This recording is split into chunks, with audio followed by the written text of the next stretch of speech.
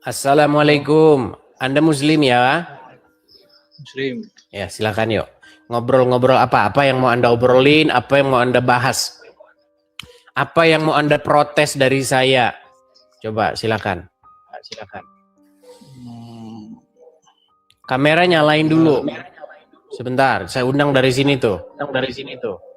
Nah, silakan.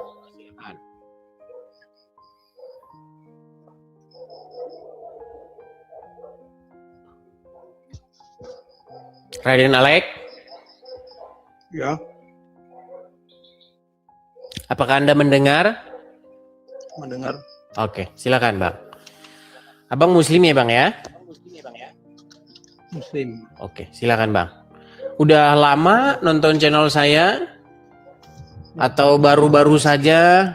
Coba cari tempat duduk dulu bang, biar abang nggak bingung jalan ke sana kemari begitu. Biar konsentrasi.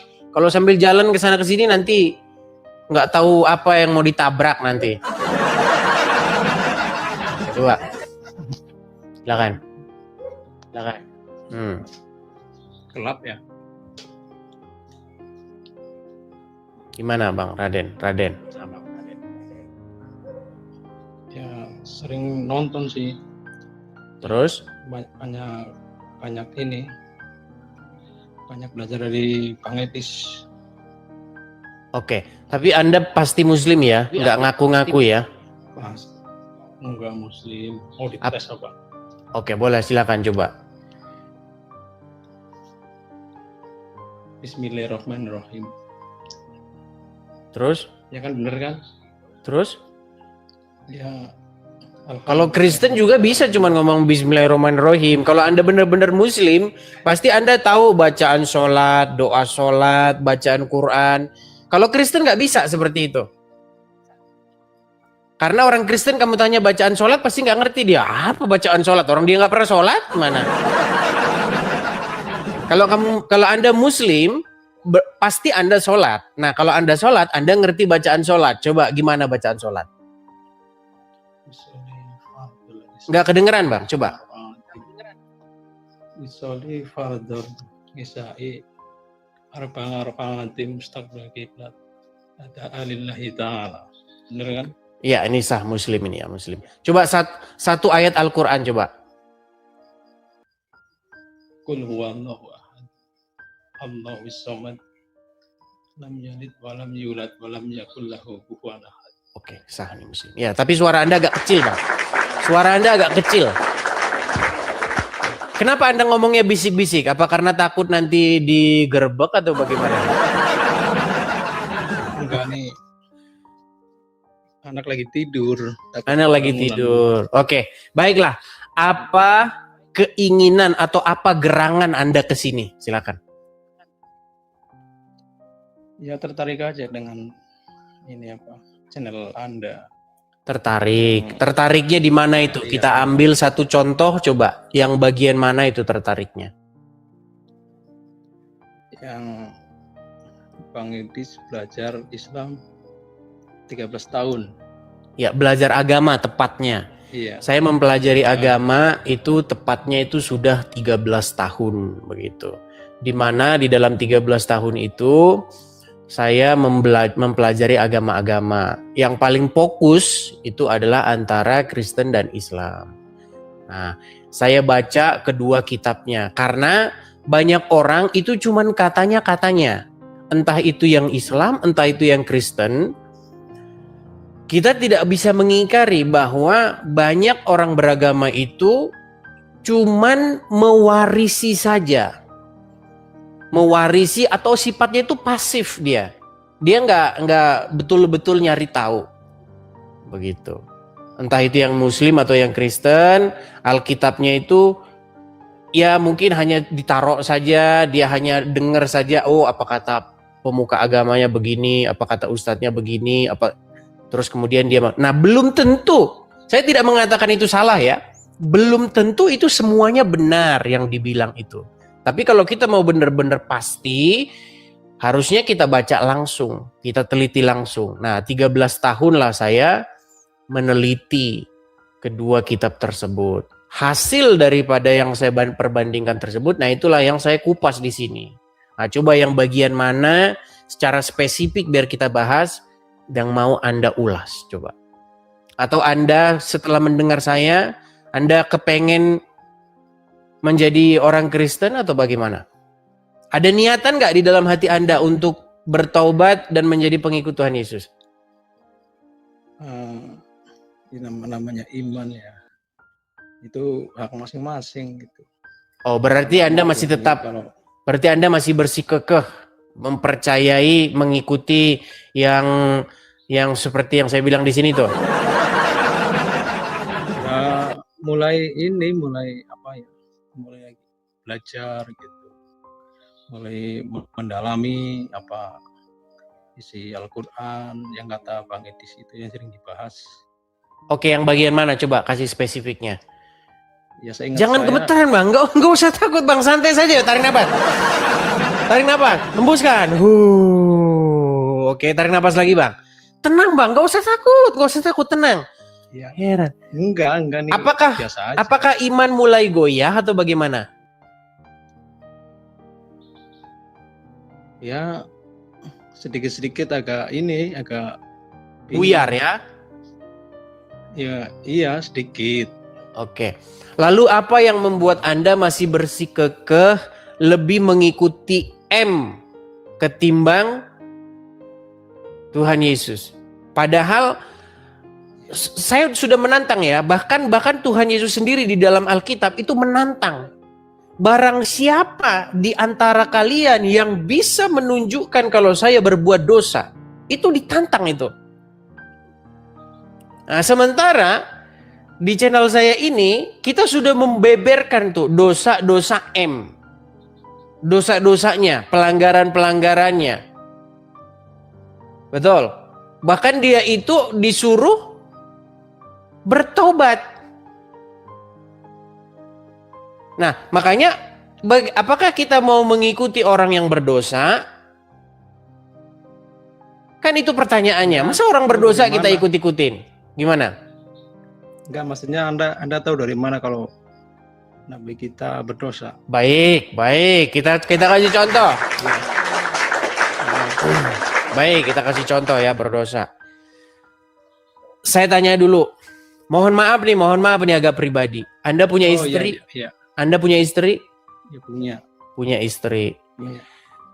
Boleh nggak istri Anda itu, mohon maaf, nggak bermaksud menyinggung Anda ya. Ini hanya membuat alam bawah sadar Anda itu tersadarkan. Kalau istri Anda disuruh menyusui pria lain, menurut Anda itu tindakan menyuruh itu berdosa nggak? Ya, berdosa. Berdosa. Soalnya bukan mahram. Bukan mahramnya. Ya. Nah, yang menjadi pertanyaan, tahukah Anda bahwa si M itu pernah menyuruh istri orang menyusui pria lain yang dia itu sudah dewasa. Dia sudah janggutan. Tahu nggak Anda itu? Ya, itu sih pernah dengar, cuman Anda tahu dari mana datanya apa? Ya dari sumber-sumber kalian. Itu dari sumber-sumber kalian, Bang. Begini, yang membuat Anda begini, Bang, yang membuat Anda masih bersikukuh. Padahal itu kan sederhana loh, Bang. Itu hal yang sederhana, simple. Kita nggak usah mikirin yang berat nanti, tahtanya bagaimana, jumlahkan. Nggak usah yang berat-berat, Bang. Dari hal yang sedikit itu saja, kita sudah bisa mengambil kesimpulan bahwa orang ini mengajarkan sebuah dosa. Dan nggak layak dijadikan sebagai junjungan. Nggak layak dijadikan sebagai suri tauladan. Begitu. Coba ya.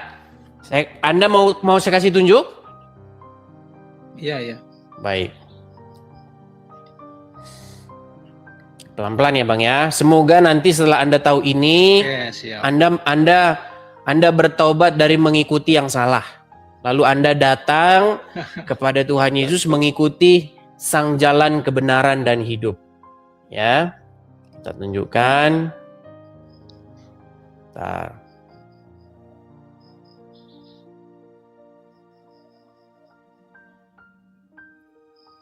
Sabar ya.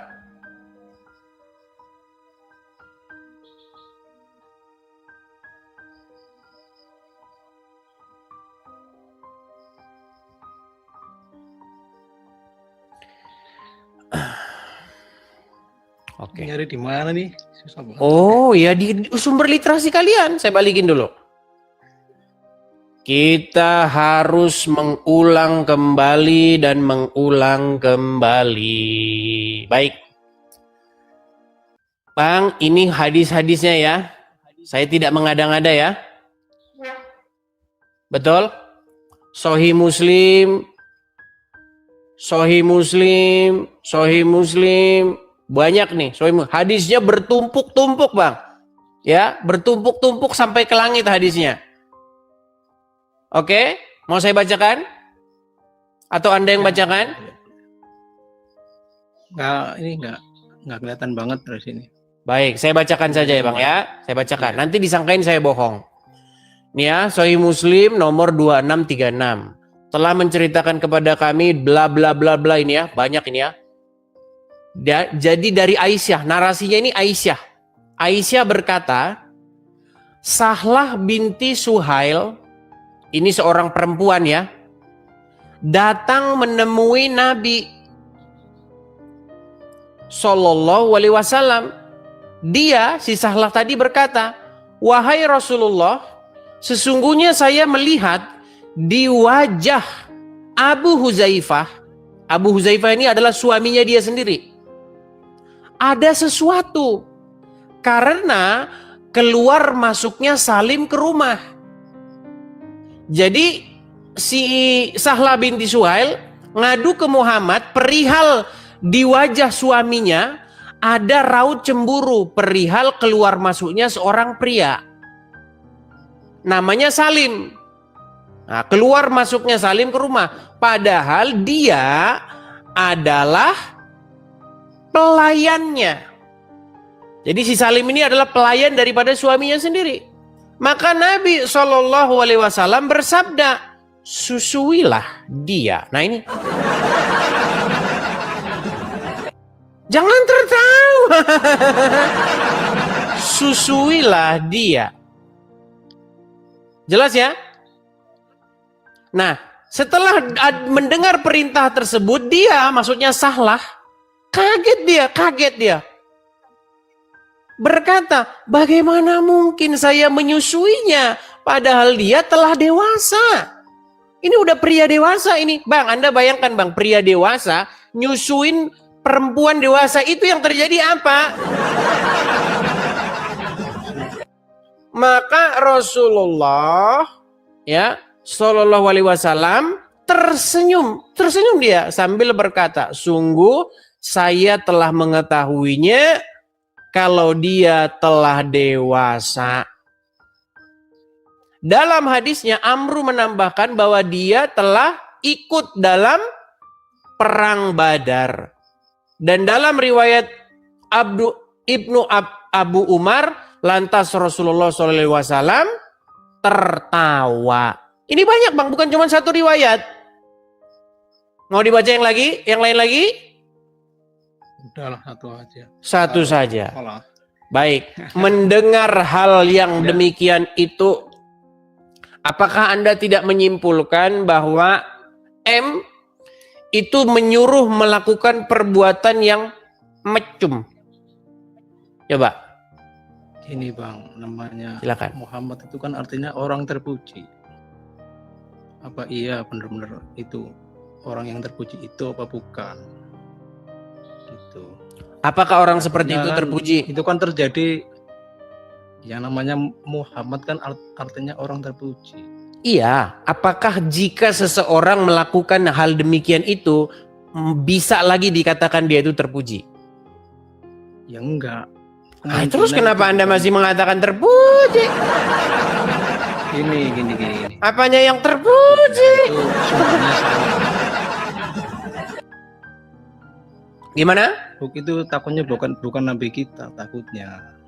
Gitu. Kalau nabi Takutnya kita siapa? kayaknya nggak kayak gitu kayaknya. Terus Anda pikir siapa itu? Ya mungkin sumbernya mungkin salah mungkin itu. Saya Nah, udah soalnya mulai nyalah-nyalahkan dari saya belajar hadis.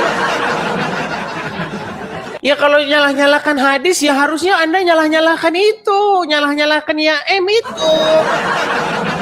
Bang, sekarang saya tanya, yang bikin hadis Yang siapa? salah itu itu saya tanya itu yang hadis dari riwayat siapa itu? Bang, Sahih Muslim, Bang. Saya balikin lagi ya. Sahih Aduh. Muslim. Orang Herman mana loh saya Sahih dengan Muslim? mereka. Bang, ini loh. Sahih Muslim, Sahih Muslim. Ada banyak Bang hadisnya, Bang. Sahih Muslim sekian, Sahih Muslim sekian, Sahih Muslim sekian, Sahih Muslim sekian. Ada banyak, Dari Bang, bukan cuma Abu satu. Hurairah, dari Abu Hurairah apa dari Dari Aisyah, Bang, istrinya Muhammad sendiri. Dari Aisyah, Bang, Aisyah nih loh, nih ya. Aisyah melanjutkan, maka Rasulullah Shallallahu Alaihi Wasallam bersabda, susuilah dia. Sahlah bertanya, sesungguhnya ia telah tumbuh jenggotnya. Beliau bersabda, susuilah dia, maka akan hilang sesuatu di wajah Abu Huzaifah. Maka Sahlah berkata, demi Allah, setelah itu saya tidak melihat di wajah Abu Huzaifah ada sesuatu. Jadi setelah disusui, wajah suaminya tidak cemburu lagi. Nah, dari kecil saya baru dengar kayak gitu.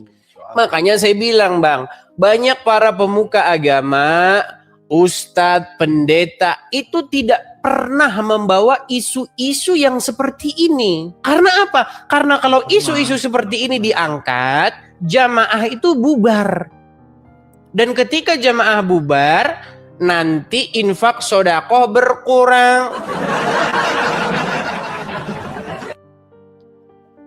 Nah, sementara saya bukan pemuka agama, saya ini seorang akademisi, seorang apologis. Jadi saya itu mengupas hal-hal yang memang apa sebenarnya Bible dan Quran katakan.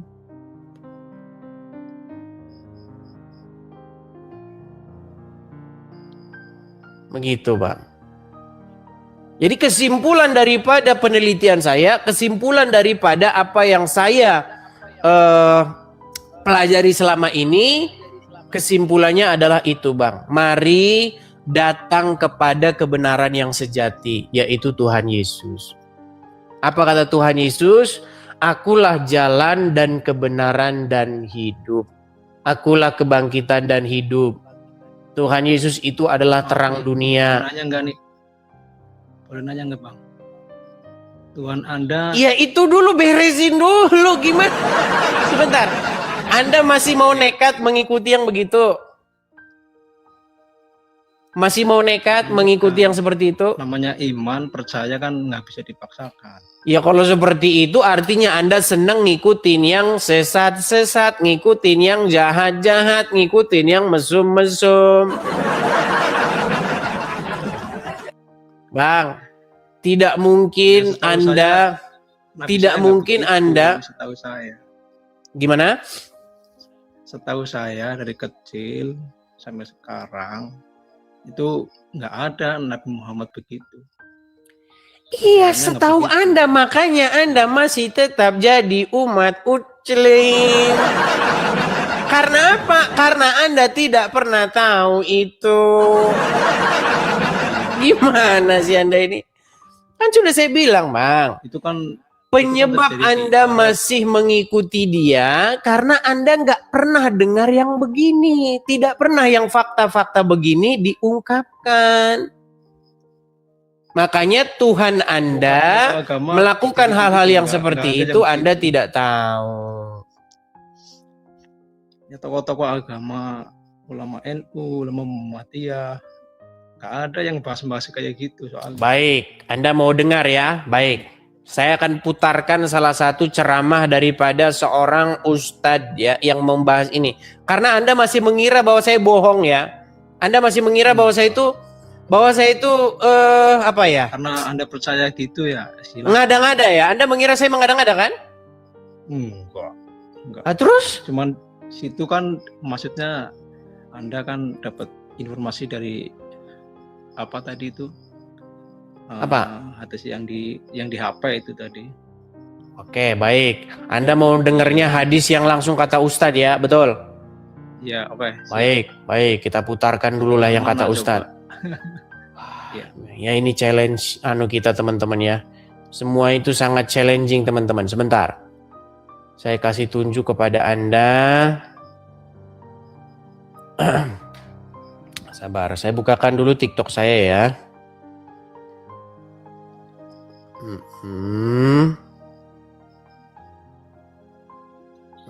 Biar Anda ngerti apakah saya itu bohong-bohong atau tidak. Nah ini dengar. Coba ya, saya ginikan. Salim Maula Abi Hudzaifah ini tinggal bersama keluarga Salim, bersama Abu Hudzaifah, ya, sampai akhirnya dia besar dan dia sering masuk ke rumah Abu Hudzaifah. Abu Hudzaifah cemburu. Salim sekarang udah jenggotan, udah gede, sejak kecil sama dia. Sementara istrinya namanya Sahla bintu Suhail, nggak enak melihat suaminya cemburu. Maka dia tanya kepada Nabi, ya Rasulullah, bagaimana ini anak dulu kecil sama kita, sekarang sudah gede, udah jenggotan, kalau masuk ketemu saya, suami saya cemburu, apa yang harus saya lakukan? Kata Nabi SAW, susuin dia, padahal udah jenggotan. Ini kasus terjadi di zaman Nabi SAW. Susuin dia. Akhirnya dia pun menyusui Salim, ya. Kemudian jadilah mahram. Akhirnya tidak mengapa jadi mahram, ya. Nah, apakah sekarang masih membantah lagi? Itu karang-karangannya Oten, jangan bilang begitu. Itu Ustadz siapa itu? Pasal lama ya? Ustadz Firanda. Ustadz Firanda. Itu dari organisasi Islam mana? Firanda. Aduh, jadinya membahas hal-hal yang begini, jadinya repot. Iyalah, harus begitu. Kalau di NU nggak ada yang kayak gitu soalnya. Dari kecil yang kayak gitu. Sulit kalau udah begini. Ya udahlah Bang, ya udah Bang, saya hanya menyampaikan itu saja. Apa yang saya utarakan itu adalah sungguh-sungguh tertulis di dalam literasi agama Islam. Jadi Anda mau menolak bagaimanapun, Bang, Anda mau nolak bagaimanapun, itu akan masih ada di dalam hadis-hadis sahih itu Bang. Jadi saya melihat Anda ini orangnya masih mengeyel dan masih pokoknya imani saja. Nah, repot Bang kalau udah begitu ya. Kita kasih kesempatan kepada yang lain Bang. Oke, saya turunkan dulu lah. Terima kasih.